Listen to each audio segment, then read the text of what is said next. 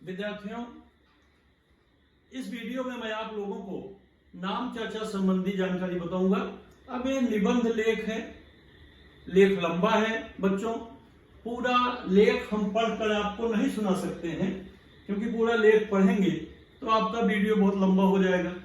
तो इसमें की जो महत्वपूर्ण बातें हैं, जो प्रश्न आदि हैं, आपके स्वमत अभिव्यक्ति के लिए जो लेखन का प्रश्न है, वो सब मैं आपको बताऊंगा। और पूरा निबंध आप लोग अपनी पुस्तक से अच्छे से पढ़ लेना।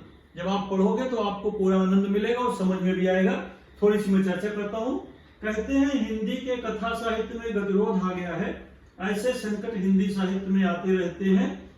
हिंदी में आते हैं तो अन्य भाषाओं के साहित्य में भी आते होंगे, फिर भी सारी दुनिया का काम चलता है। या कोई ऐसी कठिन समस्या नहीं जिसका समाधान न हो। इस गतिरोध से एक भयंकर समस्या दूसरे क्षेत्र में पैदा हो गई। हिंदी भाषी प्रदेशों में नाम को लेकर गतिरोध आ गया है। कहीं किसी के घर में संतान हुई, मुसीबत उठ खड़ी हुई। कितनी भयंकर समस्या है कि बच्चे का नाम क्या रखें। इस कर्तव्य को पूरा करने में मुझे कोई परेशानी नहीं थी, पर हिंदी कथा साहित्य के इस गतिरोध ने मेरी गति अवरुद्ध कर दी। पहले यह होता था कि किसी ने नाम पूछा, हमने कोई पत्रिका उठा ली और किसी कहानी की नायक नायिका का नाम दिखा दिया, टिका दिया। लोग भी इतने सरल थे कि वो नाम मान लेते थे। किंतु अब इससे काम नहीं चलता। अब जब लेखक एक नाम सुझाता है तो नाम रखने वाले उससे अपनी नाखुशी जताते हैं, उनकी पसंद का नहीं होता। इस तरह अनेक नामों की चर्चा लेखक को करनी पड़ती है, जिसकी मैं जानकारी आप लोगों को बताऊंगा। विद्यार्थियों, तो अब यहाँ पर हम देख रहे हैं कि कोहली जी ने किस तरह से नामकरण के विविध रूपों की, नामों की, उनके प्रकारों की चर्चा की। यह पूरा विषय आप लोग अपनी पुस्तक के पाठ 3 में पढ़ेंगे। इसके लिए जो स्वमत अभिव्यक्त के कुछ प्रश्न हैं। स्वमत अभिव्यक्त नामकरण का औचित्य विषय पर आप अपनी राय दीजिए। नामकरण का औचित्य क्या है? औचित्य माने उसकी जरूरत। नाम से ही हम पहचाने जाते हैं, कोई व्यक्ति नाम से ही पहचाना जाता है, तो नामकरण तो आवश्यक है। बिना नाम के हमारा परिचय नहीं हो सकता है।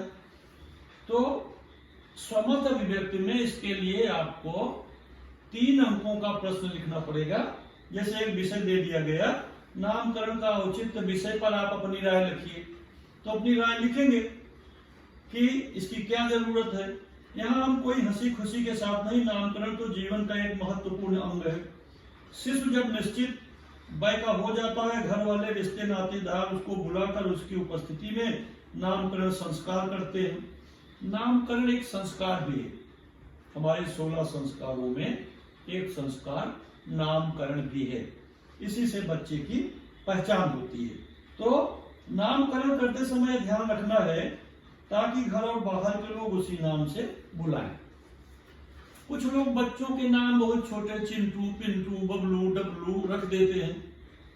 जब वो बच्चा बड़ा हो जाता है तब भी लोग उसी नाम से उसे बुलाते रहते हैं, तब बच्चे को बुरा लगता है।